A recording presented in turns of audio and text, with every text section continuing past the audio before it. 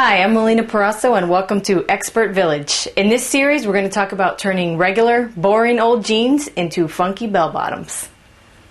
So in this clip, we're going to talk about cutting the selected measurement that we marked aside on our jean for this bell bottom project.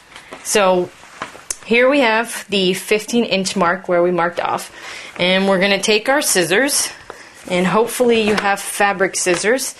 If you don't have fabric scissors, then any really sturdy scissor will do. You want to get something that's stainless steel, something that's good and that you have a good grip on, because denim is kind of hard, and if you don't have a good scissor, your hand is going to be in a lot of pain after this.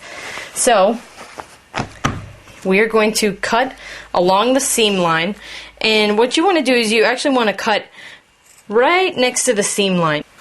So, and just so you know, there's two sides to it. If you cut along this edge, you're going to cut along all this chunky fabric, and that's not what you want. You want to cut along the other side where there is no fabric.